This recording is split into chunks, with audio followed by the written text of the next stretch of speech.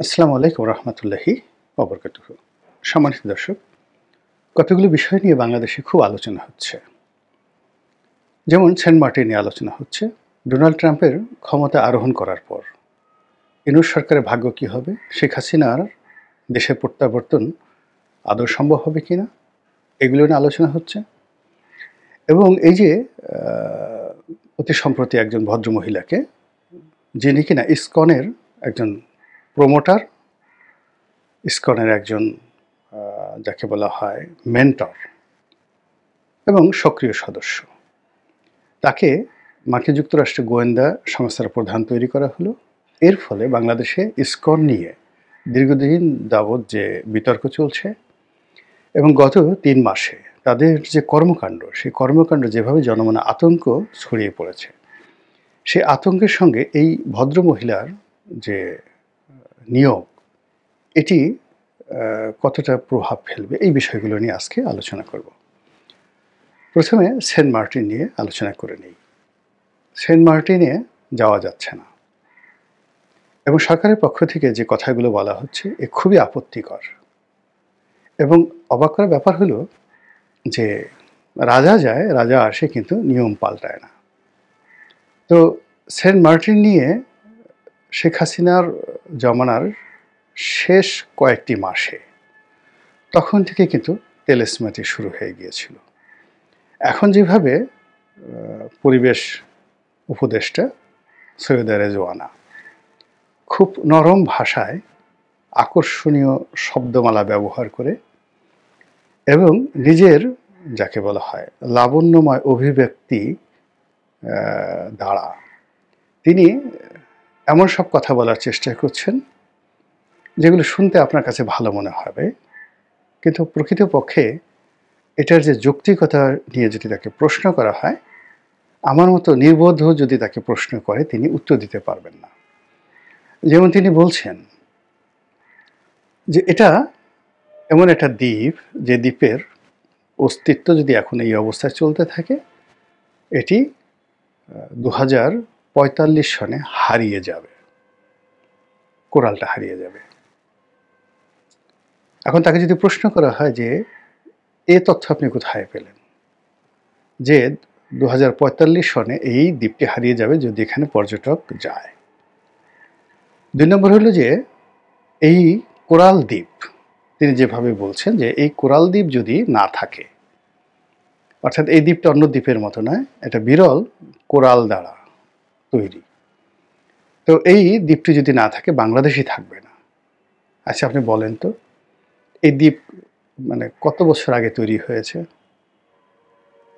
কত শত বছর আগে এই সেন্ট মার্টিন দ্বীপ তৈরি হয়েছে। তো যখন এই সেন্ট মার্টিন দ্বীপটা ছিল না, তখন বাংলাদেশে কি হয়েছিল? 10টা ঘটনা বলেন, 5টা ঘটনা বলেন, 2টো ঘটনা বলেন, বা বলেন যে এই কোরাল দ্বীপ যখন আবার হয়েছে, হওয়ার পরে বাংলাদেশের এমন কি উপকার হয়েছে।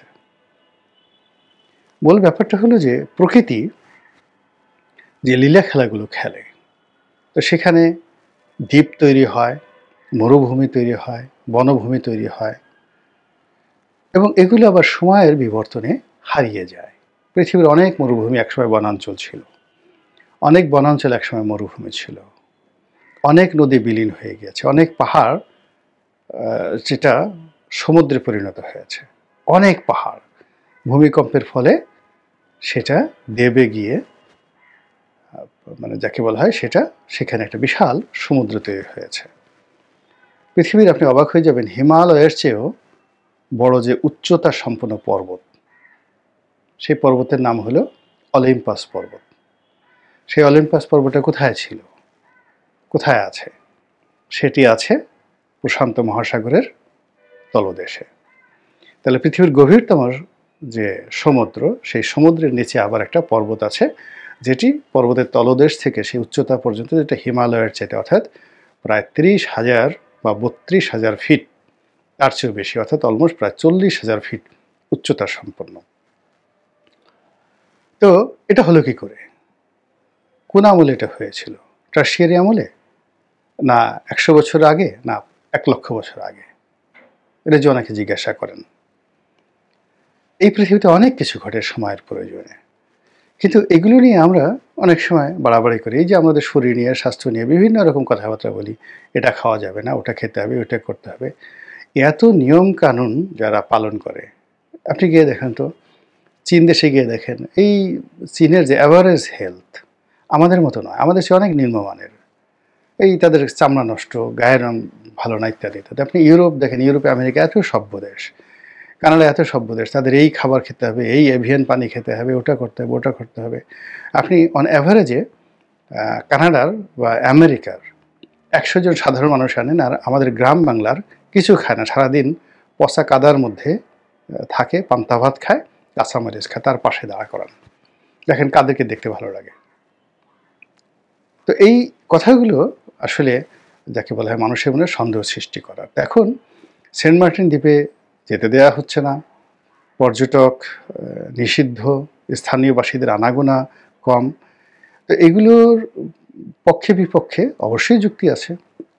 সেখানে গিয়ে পর্যটকরা যে কাজগুলো করে সেটা সমুদ্রের পরিবেশ নষ্ট করে, তারপরে সেখানে যে ময়লা আবর্জনা ফেলে, ড্রেনেজ সিস্টেম যা কিছু আছে এটা পরিবেশের ক্ষতি করে। কিন্তু এগুলো রিসাইকেল করার, এমনকি এখন যে পর্যটক যাচ্ছে তার সে যদি ১০০ গুণ পর্যটকও বেশি যায়, সেগুলোকে রিসাইকেল করার মতো প্রযুক্তি এখন পৃথিবীতে আছে। এই কোরাল দ্বীপের কিছুই হবে না, বরং এটাকে ব্যবহার করে আমরা যদি আমাদের পর্যটন খাতটাকে আন্তর্জাতিক মানের করতে পারি, এখান থেকে যে আয় হবে সেই আয় এবং এখানে যাওয়ার ফলে মানুষের যে বিনোদন, এটা আমাদের জাতীয় অর্থনীতিতে যে পরিমাণ সুবিধা দেবে, এবং তার 5% যদি আমরা রিসাইকেলিংয়ে, পরিবেশ রক্ষায় সেখানে সব কিছু ব্যবহার করি, ওখানে ২০০০ লোকও যদি আমরা নিয়োগ দেই ক্লিন করার জন্য ডেইলি, এই আগামী ৪৫ বছর পরে বা ২০ বছর পরে, যেটা বলছে ২০৪৫ সনে, এই কোরাল দ্বীপের পরিধি আরও বাড়বে যদি ওনার বক্তব্য ঠিক হয়ে থাকে। কিন্তু সেটি না করে যেটি আমরা দেখলাম সেটা হলো যে শেখ হাসিনার জমানার শেষ দিকে ওখানে এমন গুলাগুলি হলো, মায়ানমার আর্মি করলো, যেখানে চট্টগ্রামের ডিসি, কক্সবাজারের ডিসি, এসপি তারা পর্যন্ত নাফ নদী পার হয়ে ওখানে যেতে পারছে না। ওখানকার লোকজন না খেয়ে মরার মতো অবস্থা, পর্যটকরা আটকা পড়ছে। আপনার কি মনে হয় এগুলোর সাথে কোনো পরিবেশ জড়িত? ফাজলামো, আন্তর্জাতিক চক্রান্ত জড়িত। আবার এখন রেজওয়ানা যে কথাগুলো বলছে, সেই কথা কি কেবলই পরিবেশ? এই কথার পেছনে অবশ্যই অবশ্যই আন্তর্জাতিক চক্রান্ত রয়েছে। এটাই জনগণ বিশ্বাস করে, এবং এই বিশ্বাস, জনগণের যে বিশ্বাস, এই বিশ্বাসটা ভেঙে দেওয়ার জন্য যা কিছু করা দরকার, যেভাবে কথা বলার দরকার, এটি বর্তমান সরকার করছে না। না করার ফলে কী হচ্ছে, সেন্ট মার্টিন নিয়ে আমাদের সন্দেহ অবিশ্বাস বাড়ছে, এবং এই সন্দেহ অবিশ্বাসের কারণে ডক্টর মোহাম্মদ ইউনূসের সরকার বিপদে পড়ছে, এবং রেজওয়ানা স্বয়ং নিজেও এখন বিপদে আছেন, এবং আগামীতে তার এই যে অজনপ্রিয়তা এটি তুঙ্গে গিয়ে পড়বে, এবং তিনি রাস্তায় হাঁটতে পারবেন না একটা সময় গেল। এটা দ্বিতীয়ত যেটি বলছিলাম সেটি হলো ট্রাম্পের ট্রাম্প কার্ড।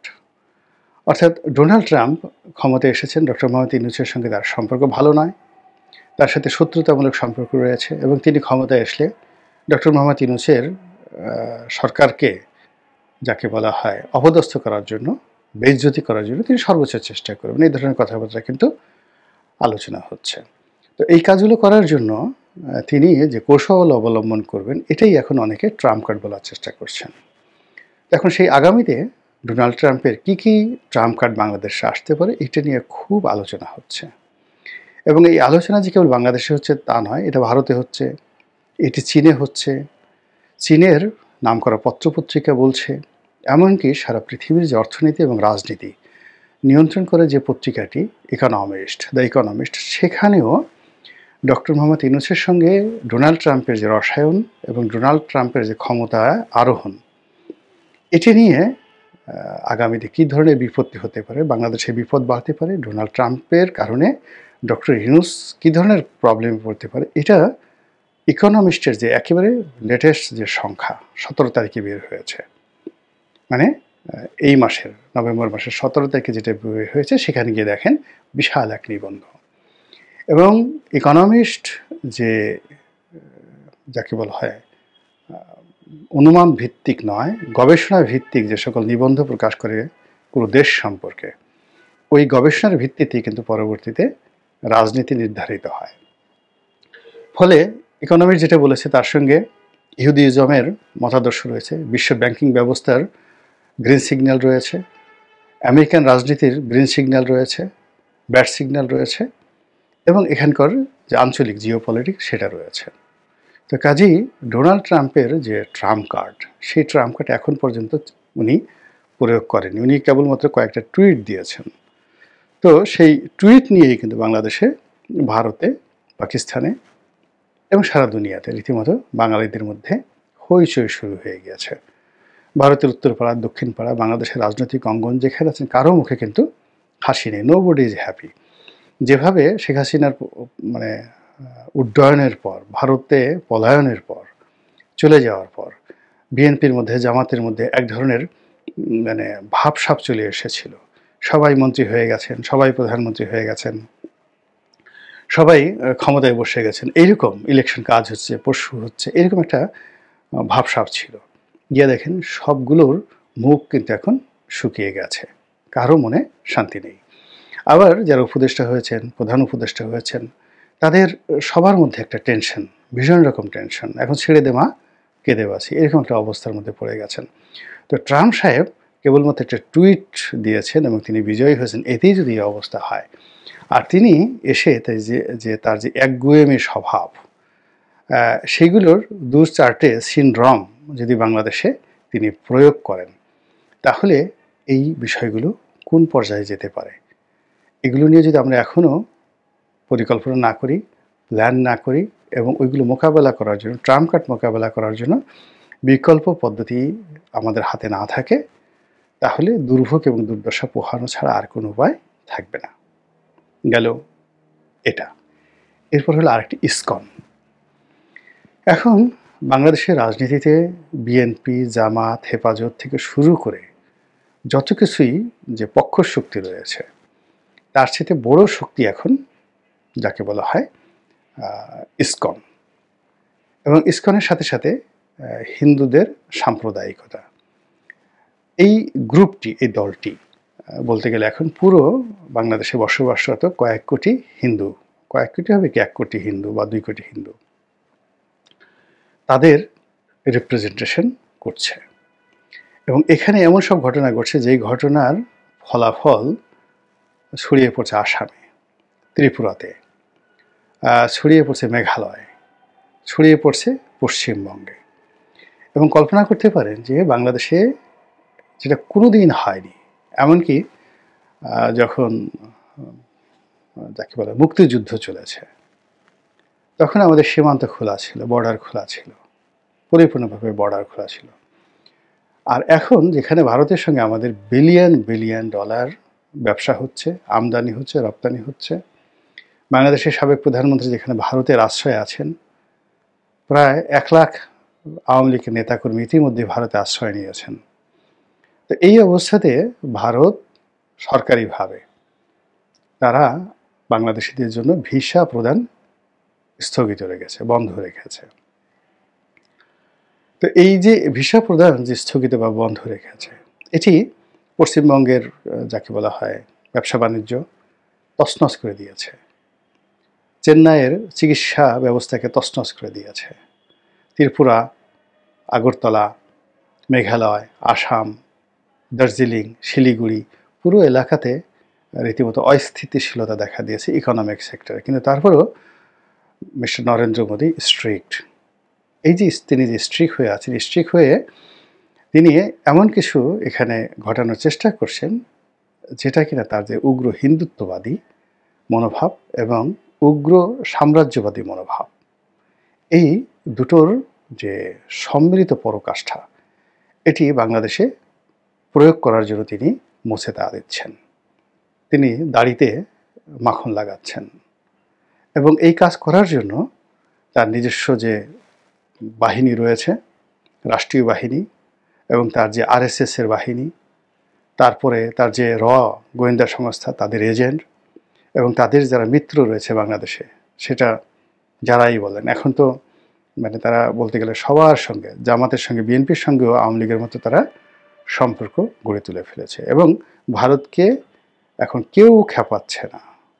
আওয়ামী লীগ যতদিন মানে ক্ষমতায় ছিল তখন জামাত কথা বলতো, আওয়ামী লীগ কথা, বিএনপি কথা বলতো, আওয়ামী লীগের অনেক লোক কথাবার্তা বলতো। কিন্তু এখন এই মুহূর্তে মানে ভারত এমন একটা সুবিধাজনক অবস্থায় আছেন যে স্বয়ং ডক্টর মোহাম্মদ ইউনূস থেকে শুরু করে প্রত্যেকটি লোক ভারতের বিরুদ্ধে কথা বলছে। একজন লোক ভারতের বিরুদ্ধে এই বাংলাদেশে বসে কথা বলছেন না।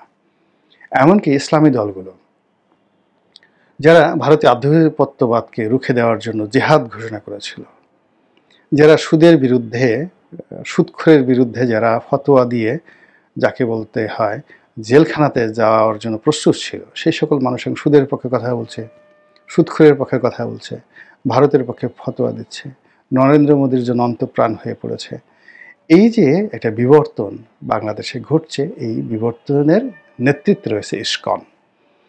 এবং আপনি দেখেন এখন ইসকনকে বা ইসকনে যারা নেতৃবৃন্দ রয়েছে তারা উল্টো বাংলাদেশকে হুমকি দিচ্ছে, বাংলাদেশের লোকজনকে হুমকি দিচ্ছে এবং তারা তাদের যে চেইন অফ কমান্ডটা, সেই চেইন অফ কমান্ডটা চট্টগ্রাম থেকে, উত্তরবঙ্গ থেকে, ঢাকা থেকে শুরু করে একটা ডাইরেক্ট দিল্লি, দিল্লি থেকে ওয়াশিংটন এবং ওয়াশিংটনের যে ক্ষমতার কেন্দ্র ক্যাপিটাল হিল, সেই ক্যাপিটাল হিল এবং হোয়াইট হাউস, এই পুরো জায়গার মধ্যে একটা মেলাবন্ধন তৈরি করে ফেলেছে। তো কাজেই এগুলো আপনাকে আগে জানতে হবে, বুঝতে হবে এবং এই আন্তর্জাতিক খেলাধুলা বুঝে যদি আপনি সিদ্ধান্ত নিতে পারেন, পরিকল্পনা করতে পারেন, রাজনীতি করতে পারেন, অর্থ ব্যবস্থা চালাতে পারেন, তাহলেই সফল হবেন। আদারওয়াইজ অন্যের যে অন্যের যে ফাঁদ রয়েছে, তারা যে ফাঁদ পেতেছে সেখানে হাসি মুখে পা দেওয়া ছাড়া আপনার আমার আর কোনো উপায় থাকবে না। আল্লাহ আমাদের সবাইকে হেদায়েত দান করুন এবং হেফাজত করুন। আসসালামু আলাইকুম ওয়া রাহমাতুল্লাহি ওয়া বারাকাতুহু।